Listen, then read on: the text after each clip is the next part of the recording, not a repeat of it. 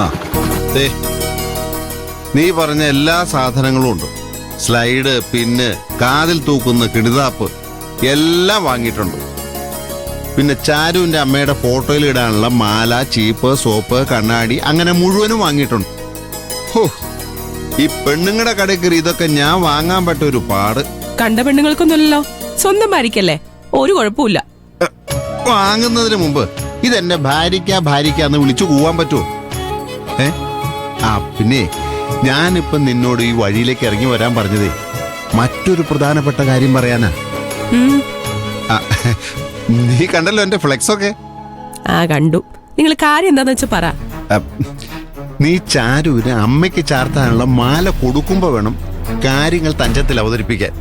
നിങ്ങൾ കാര്യം പറ, അത് കേട്ടിട്ട് തീരുമാനിക്കാൻ തഞ്ചത്തിൽ വേണോ തട്ടത്തിൽ വേണോന്നൊക്കെ.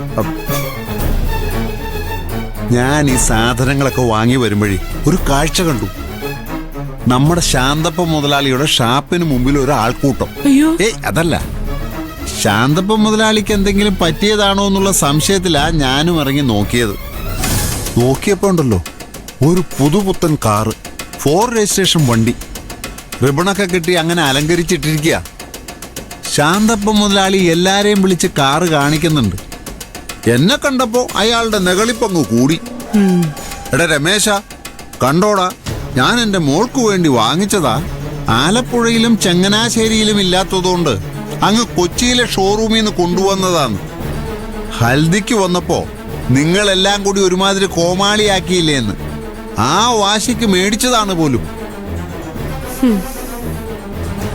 ഇന്ന് വൈകിട്ടേ കാറും കൊണ്ട് വരുന്നുണ്ട് പോലും, താക്കോൽ ദാന ചടങ്ങ് നടത്താനായിട്ടേ. അതയാൾക്കേ ആ ബാബുക്കുട്ടൻ വാങ്ങിച്ചു കൊടുത്തായിരിക്കും. 50 പവൻ മൂടോടെ മുക്കായെങ്കിലേ ഒരു കാറ് മുക്കാനാണോ പ്രയാസം? ഇന്ന് വൈകിട്ട് കല്യാണ തലേന്നായിട്ട് ഗസ്റ്റുകളൊക്കെ വരുമ്പോ എല്ലാവരുടെയും മുമ്പിൽ വെച്ച് കാറിന്റെ കീ കൊടുക്കാനാ അയാളുടെ പരിപാടി.